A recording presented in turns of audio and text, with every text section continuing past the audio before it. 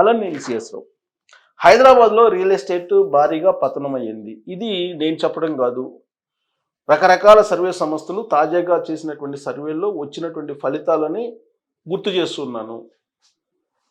దాంట్లో ప్రముఖ సంస్థలు కూడా సర్వేలు చేశాయి.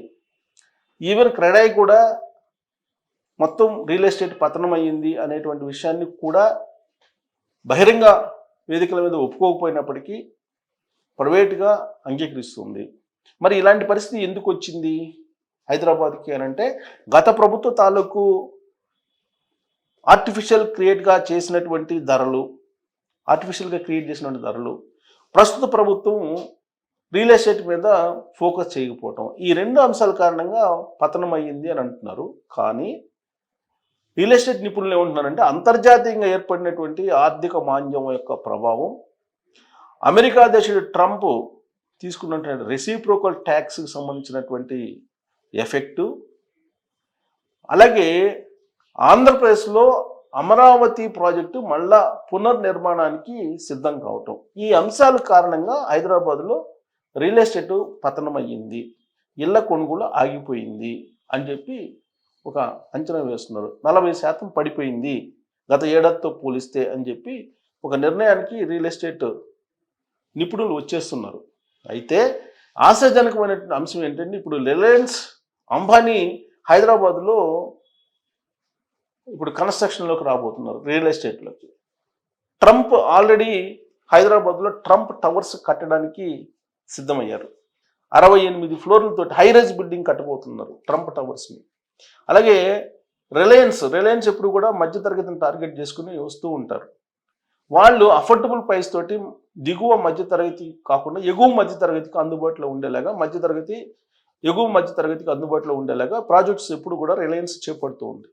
సో వీళ్ళు ఇప్పుడు ల్యాండ్కి సెట్ చేస్తుంది రిలయన్స్.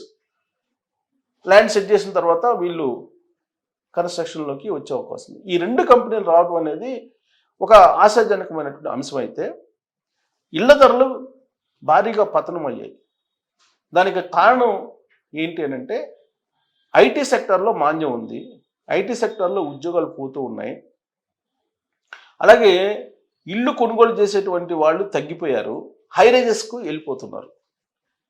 హైరైజ్ బిల్డింగ్స్ వైపు ఈ టాప్ ఎండ్లో ఉండేటువంటి వాళ్ళు అంటే ధనికులు, కుబేర్లు, వాళ్ళు హైరైజెస్ వాతావరణానికి వెళ్ళిపోతున్నారు. మనం చూసాం, ఫస్ట్ హౌసెస్ తర్వాత అపార్ట్మెంట్స్ తర్వాత గేటెడ్ కమ్యూనిటీస్ తర్వాత విల్లాస్ తర్వాత ఇప్పుడు హైరైజ్ బిల్డింగ్స్కి వచ్చేసారు. ఇదంతా కూడా మార్పు రియల్ ఎస్టేట్లో గత 2 దశాబ్దాలుగా వచ్చినటువంటి మార్పులు. గతంలో కాలనీలు కట్టేవాళ్ళు, బట్ ఆ కాలనీల సంస్కృతి పోయిన తర్వాత అపార్ట్మెంట్స్ సంస్కృతి వచ్చింది. అపార్ట్మెంట్ల సంస్కృతి కన్నా కూడా విల్లాల సంస్కృతి వచ్చింది, గేటెడ్ కమ్యూనిటీ సంస్కృతి వచ్చింది, గేటెడ్ కమ్యూనిటీ సంస్కృతి తర్వాత విల్లాల సంస్కృతి వచ్చింది. సో ఇవన్నీ కూడా ఇప్పుడు హైరైజెస్కి వచ్చింది. హైరైజెస్ బిల్డింగ్లో ఉండటం అనేది దాన్ని ఒక డిగ్నిటీగా ఫీల్ అవుతున్నారు హై అండ్ పీపుల్ అంటే కుబేర్లు. సో ఇప్పుడు అందుకే హైరైజెస్ కన్స్ట్రక్షన్కి బిల్డర్స్ మొగ్గు చూపుతూ ఉన్నారు. దాంట్లో భాగంగానే రిలయన్స్, అలాగే ట్రంప్ టవర్స్ ఇలాంటివన్నీ వచ్చి ఆల్రెడీ హైదరాబాద్లో హైరైజ్ బిల్డింగ్స్ కట్టేవాళ్ళు వచ్చారు. ఈ హైరైజెస్ కన్స్ట్రక్షన్స్ మీద ఇప్పుడున్నటువంటి తెలంగాణ ముఖ్యమంత్రి రేవంత్ రెడ్డి గారు చాలా అభ్యంతరాలు చెప్తూ ఉన్నారు. గత ప్రభుత్వం భారీగా ముడుపులు తీసుకొని ఈ హైరైజెస్ కన్స్ట్రక్షన్స్కి అనుమతి ఇచ్చారు అనేది ఆయన చేస్తున్నటువంటి ఆరోపణ. అయితే హైరైజెస్ బిల్డింగ్స్కి అనుమతి ఇచ్చినటువంటి గత ప్రభుత్వం దానికి తగినటువంటి విధంగా డ్రైనేజ్ వ్యవస్థను డెవలప్ చేయలేదు, అందుకే వర్షాలు వచ్చినప్పుడు హైదరాబాద్ మునిగిపోతుంది అనేటువంటి అభిప్రాయాన్ని రేవంత్ రెడ్డి గారు వ్యక్తం చేస్తున్నారు తరచు. అందుకే ఇప్పుడు హైదరాబాద్ తర్వాత సికింద్రాబాద్, ఇప్పుడు సైబరాబాద్, నెక్స్ట్ ఇంకొక సిటీని నిర్మించాలని చెప్పి 430 ఎకరాలని సేకరిస్తుంది తెలంగాణ ప్రభుత్వం అని చెప్పి తెలుస్తుంది లేటెస్ట్గా ఇవాళ న్యూస్. సో కాబట్టి ఫ్యూచర్ సిటీ అంటున్నారు. ఆ ఫ్యూచర్ సిటీకి దాదాపు ఫ్యూచర్ సిటీ కన్నా కూడా సైబర్ సిటీని ఇంకో దాన్ని నిర్మించాలని చెప్పేసి ఆల్రెడీ ఇప్పుడు ఇటు సైడు మన పటాన్ చెరువు సైడ్ చూస్తున్నారు. కర్ణాటక అలాగే తెలంగాణ సరిహద్దుల్లో పటాన్ చెరువు వైపు చూస్తున్నారు అనేది తెలుస్తుంది. ఎందుకంటే సైబరాబాదులో హైయెస్ట్ కాస్ట్ అయిపోయింది. సైబరాబాద్ కన్నా కూడా ఇంకొక సిటీని నిర్మించాలి, టెక్నాలజీకి సంబంధించినటువంటి సిటీని. ఫ్యూచర్ సిటీ అనేదేమో వేరే చోట నిర్మించాలి. సో ఇలా ప్లాన్ చేస్తూ ఉన్నారు. దీనికి కారణం ఏంటంటే హైరైజెస్ బిల్డింగ్స్ వస్తూ ఉన్నాయి. ఈ హైరైజెస్ బిల్డింగ్స్ అన్నీ కూడా అబోవ్ బాగా హై ఎండ్లో ఉండేటువంటి వాళ్ళు ఎక్కువ లైక్ చేస్తున్నారు.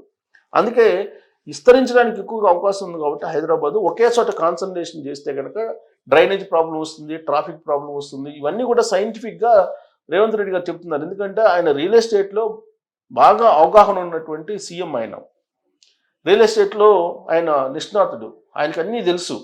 రియల్ ఎస్టేట్లో హైరైజెస్ బిల్డింగ్ వల్ల వచ్చేటువంటి ప్రాబ్లం ఏంటనేది. ఇప్పుడైతే హైరైజెస్ గత ప్రభుత్వం ఇచ్చినటువంటి అనుమతుల మేరకు నిర్మిస్తున్నారు, కానీ వర్షం వస్తే డ్రైనేజ్ ఏ విధంగా ఉంటుంది, అలాగే ఆ అపార్ట్మెంట్లో ఉండేటువంటి వాళ్ళు ఒకేసారి కనుక వెహికల్స్లో బయటకు వస్తే కార్లలో ఎలా ఉంటుంది, ఒక్కొక్క ఫ్లాట్కి కనీసం 2-3 కార్లు ఉంటాయి వాళ్ళకి. మరి ఆ కార్లన్నీ రోడ్ల మీదకి వస్తే ఈ రోడ్లు సరిపోతాయా? ఇదే ప్రశ్న వేస్తున్నాడు ఆయన. ఇప్పటికే ట్రాఫిక్ తోటి గజగజలాడిపోతుంది హైదరాబాదు. మరి ఈ హైరైజెస్ అన్నీ అయిపోయి వాళ్ళు కనుక నివాసం ఉంటే అప్పుడు పరిస్థితి ఏంటి అనే దాని మీద క్వశ్చన్ వేసుకుంటే కనుక అసలు ట్రాఫిక్ సమస్య తీరనటువంటి సమస్యగా హైదరాబాద్కి మిగిలిపోతుంది. డ్రైనేజ్ సమస్య కూడా అంతే. వర్షం పడితే కార్లు వెళ్ళిపోతాయి కొట్టుకొని. సో ఇలాంటి పరిస్థితి నుంచి బయట పడేయటానికి సిటీని ఆయన మరొక సిటీని పశ్చిమ భాగంలో, ఇంకొక సిటీనేమో ఆగ్నేయ భాగంలో ఫ్యూచర్ సిటీ నిర్మించడానికి రేవంత్ రెడ్డి గారు సిద్ధమయ్యారు. అయితే విచిత్రమైన పరిణామం ఏంటంటే ఈ హైరైజెస్ బిల్డింగ్ని బుక్ చేసి సంస్కృతి ఇప్పుడే వస్తుంది, ఎంటర్ అయింది హైరైజెస్. దాన్ని హైరైజెస్లో ఫ్లాట్స్ని బుక్ చేసుకున్నటువంటి వాళ్ళు ఎస్ఎఫ్టీ దాదాపుగా 15,000 నుంచి 20,000 వరకు పే చేయాల్సి వస్తుంది. అంటే దాదాపు ఒక్కో ఫ్లాట్ వచ్చి 10 కోట్లు. ఇంత పే చేసి భద్రంగా ఉంటారని అంటే ఇప్పుడు తాజాగా తెలంగాణలో వచ్చినటువంటి భూకంపం ఏదైతే ఉందో ఆ భూకంపం వీళ్ళని ఇప్పుడు గడగడలాడిస్తుంది. ఎందుకంటే ఇటీవల కాలంలో మనం చూసాం ప్రపంచవ్యాప్తంగా వచ్చినటువంటి భూకంపాలు ఏ విధంగా ఉన్నాయండి. ఇప్పుడు తెలంగాణకి ఉత్తర తెలంగాణలో ఊపేసింది భూకంపం. పైగా హైదరాబాదు భూకంప జోన్లో ఉన్నటువంటి ప్రాంతం. ఒకవేళ భూకంపం వస్తే ఈ హైరైజెస్ బిల్డింగ్ పరిస్థితి ఏంటి అనేది ఇప్పుడు ఆందోళన కలిగిస్తుంది బుక్ చేసుకున్నటువంటి వాళ్ళకి. పైగా ఈ హైరైజెస్ బిల్డింగ్ స్టార్టింగ్లోనే ఉంది ఈ సంస్కృతి. ఇప్పుడు ఈ భూకంపం రావడంతో ఆలోచిస్తున్నారు. బట్ భూకంపాలు వచ్చినా ఏ వచ్చినా కొనేవాళ్ళు కొంటారు, అది వేరే విషయం. బట్ ఒకటి మాత్రం సెకండ్ థాట్ వస్తుంది, భూకంపాలు ఇప్పుడు వస్తున్నాయి కాబట్టి ఆల్రెడీ తెలంగాణలో మనం చూసాం. ఎప్పుడు సోమవారం రాత్రి భూకంపం వచ్చింది. ఆ భూకంపం తాకిడికి బిల్డింగ్లు కదిలాయి. మరి అది కనుక తీవ్ర స్థాయిలో వస్తే హైరైజెస్ బిల్డింగ్ పరిస్థితి ఏంటి అని క్వశ్చన్ వేసుకుంటే ఎవరు వాటి జోలికి వెళ్ళరు. కాకపోతే ఆ సంస్కృతి పెరిగిపోతుంది కాబట్టి హై ఎండ్ పీపుల్ వెళ్ళిపోతున్నారట. దాని కారణంగా ఈ మిడిల్ క్లాస్ కొనుగోలు చేసేటువంటి వాళ్ళ అపార్ట్మెంట్స్ ధరలు తగ్గిపోతున్నాయి.